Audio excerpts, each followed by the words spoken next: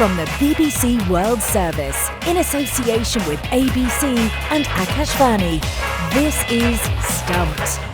Hello, I'm Alison Mitchell at Trent Bridge and welcome to Stumped. With me from Sydney is the ABC's Jim Maxwell, and Charu Sharma this week for Akashvani is with us from Dubai.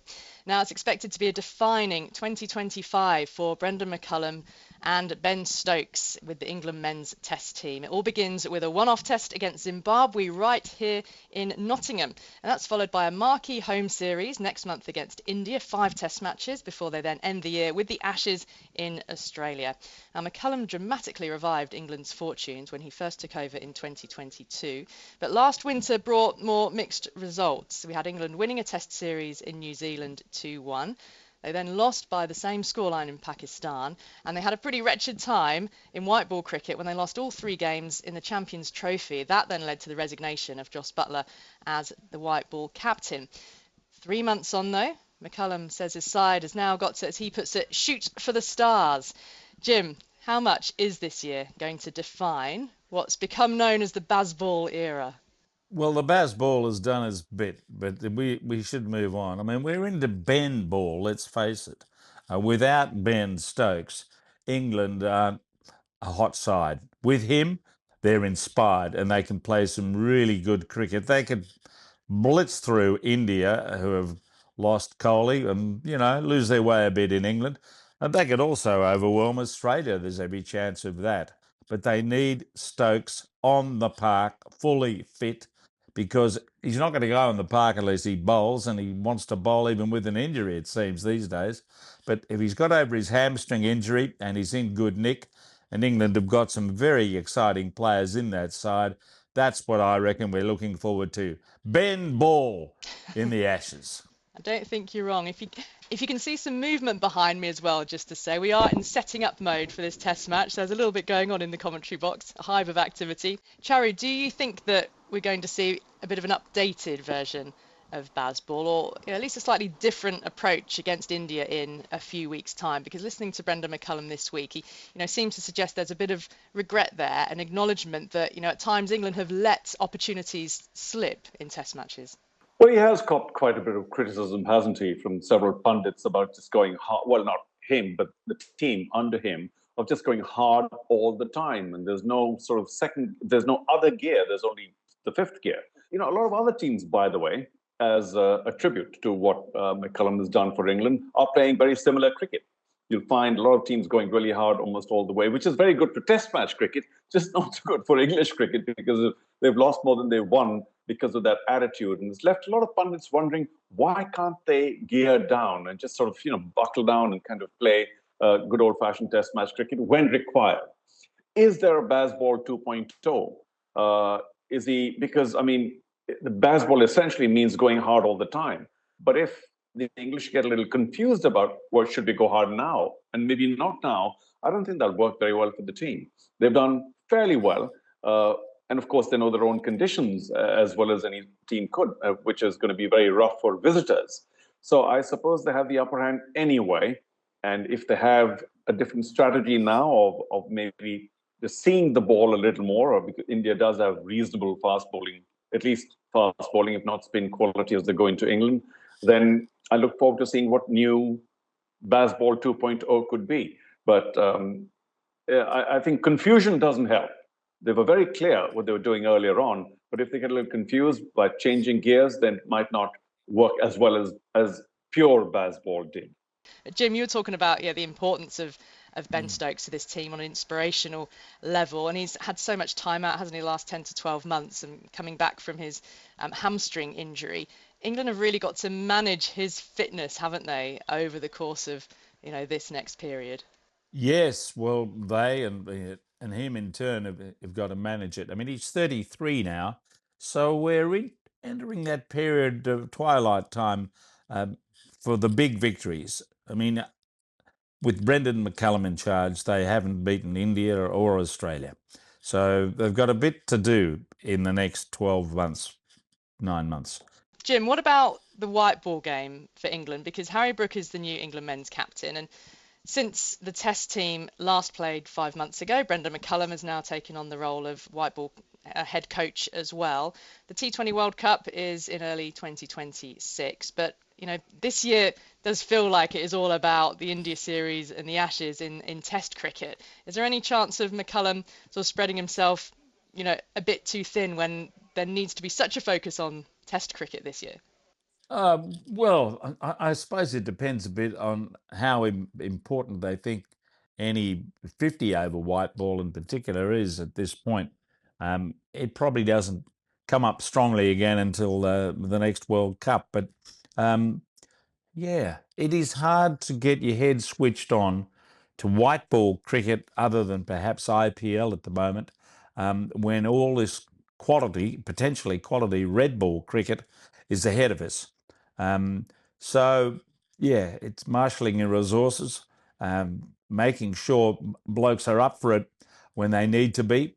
And, well, Joe Root's going to be a big part of all this. It just seems wherever England go, they're going to be looking to him to get some runs, and Harry Brook as well.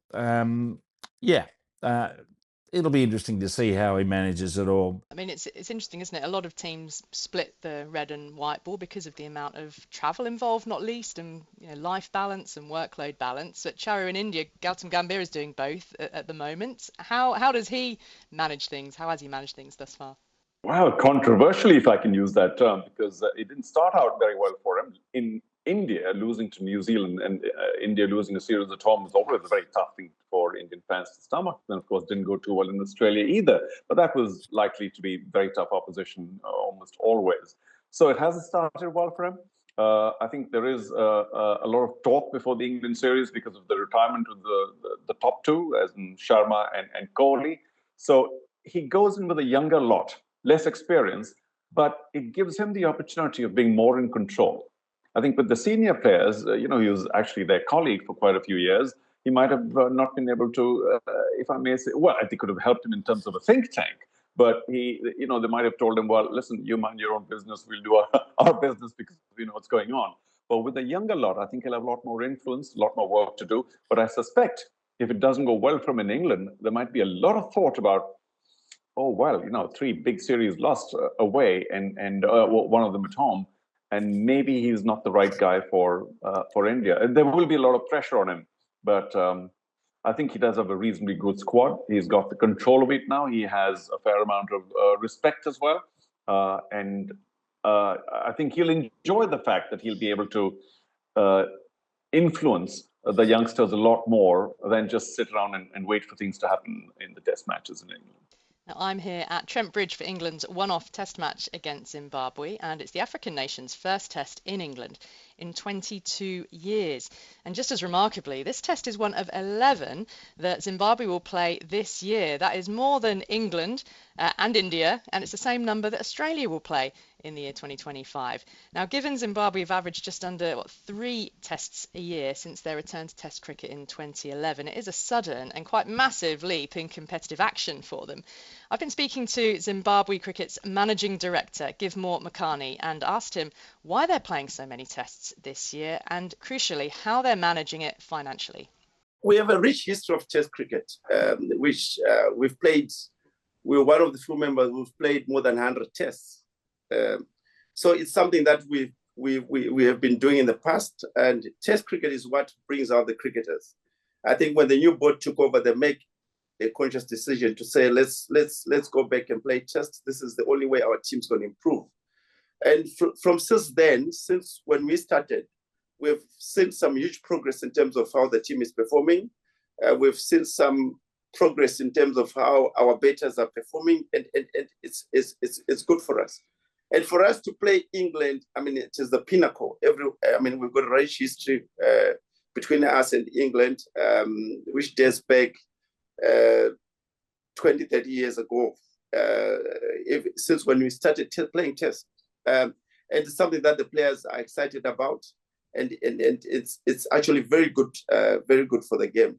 So it was a conscious decision that was made by the board to say, look, we're a Test playing nation. We need to be playing Test. If it's to do with resources, then we have to make sure that we try and get sponsorship and raise resources to ensure that we fulfill that part of the game. And I can say it has really brought positive results in the short term in terms of how our team is performing. I think over the past 3 years, we've played India, we've played Pakistan, we've played Sri Lanka, we've played Bangladesh. And in all those, we've managed to pull off surprises in terms of winning games. And recently we were in Bangladesh, where we won in Bangladesh. I mean, leveling the series in Bangladesh in those conditions was huge for us. And this is what has really got us to want to play test. Yeah. To use a sporting analogy, it's very much against the run of play to see a lower ranked nation playing, an increased number of test matches. I don't think any team will play more than the 11. It's as many as Australia will play this year. You talk about losses. How much would it, or does it cost for you to stage a test at home? And therefore, how are you managing that? You mentioned sponsors. So it's expensive. It goes into 600 plus thousand. $600,000. Yeah, that you need to host a full test, test match, maybe 2 or even if you're going to play 3. We haven't played 3, but it's something that is really costly. It's what we're willing to do for the game to ensure that at least our team goes back to where it's supposed to be, being competitive and also registering some wins.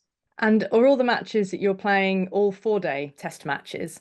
No, we've only played against South Africa 4-day test match, and now this is the second against England. We play 5-day.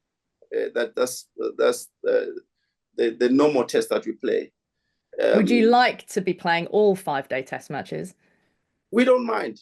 Look, we don't mind, but we also don't mind playing 4-day test matches. Well, it depends with.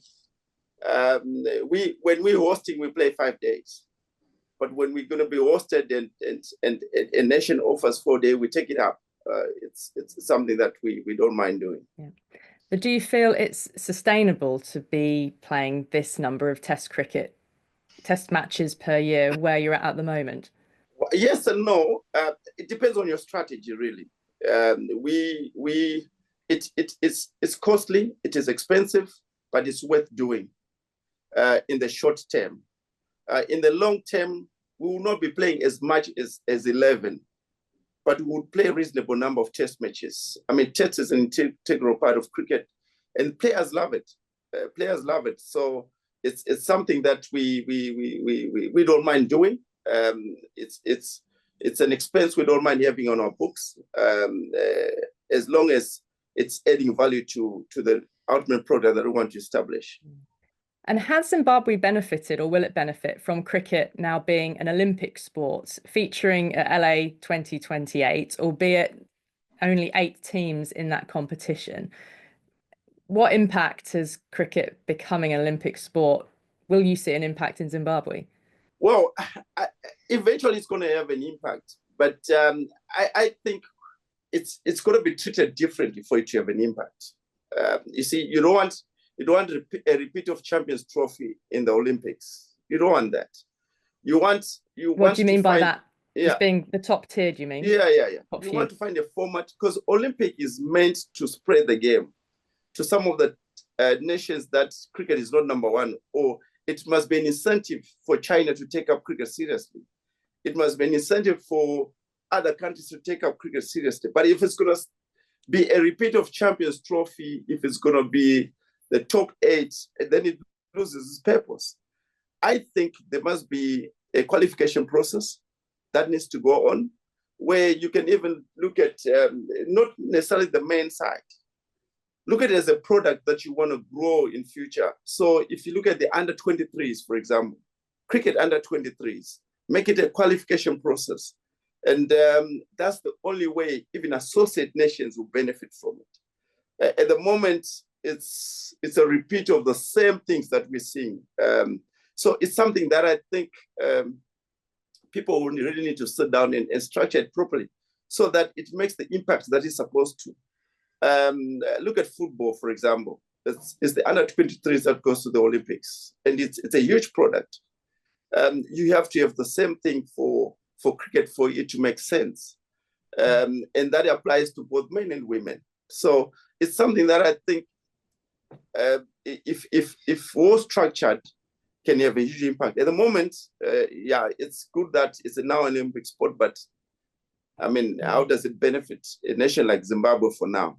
On a test match level, when talking about wanting to play more test matches and advancing the team, brilliant. We've seen Blessing Muzarabani get a chance in the IPL now. Does it follow that potentially the more profile and the better the Zimbabwe players get, the more chances in franchise cricket, maybe the less available they might be for test cricket for Zimbabwe? We've seen that in countries like West Indies, where pay to play tests can't quite keep up with pay on offer for franchise. Is that a concern?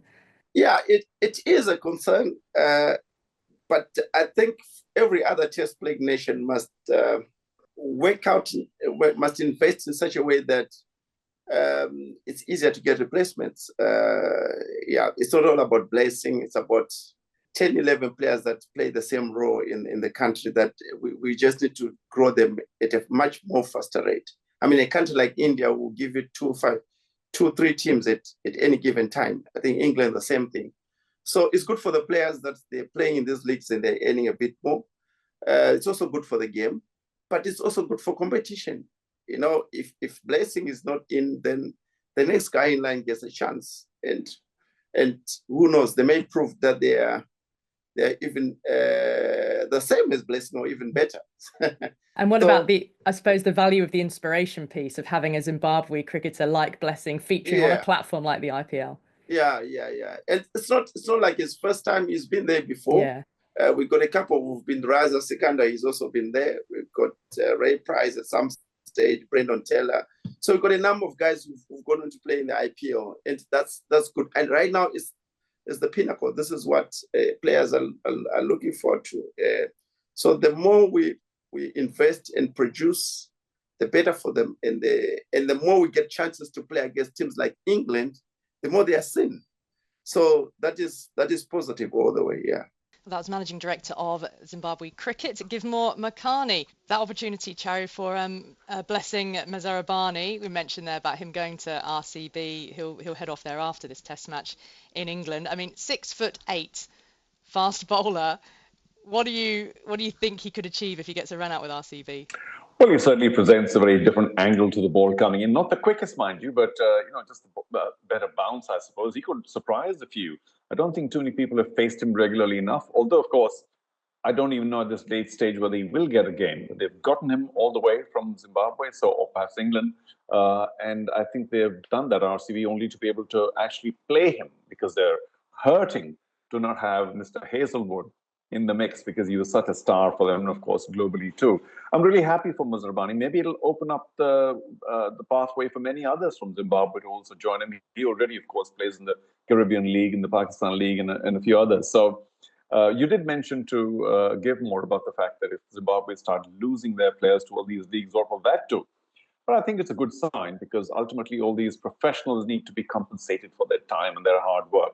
And if Muzarabani becomes a leader in that area where he's doing very well financially, I think automatically it'd be aspirational for so many other Zimbabwean cricketers. So, and the IPL has the kind of visibility it does. If he does get a game with Muzarabani, it'll be great for Zimbabwean cricket. And if he does do well, it'll be fabulous. That's all we've got time for on this week's Stumped. So I'll say thanks to Jim Maxwell and Charu Sharma, and of course to all of you. And we'll see you again next week. Until then, bye-bye.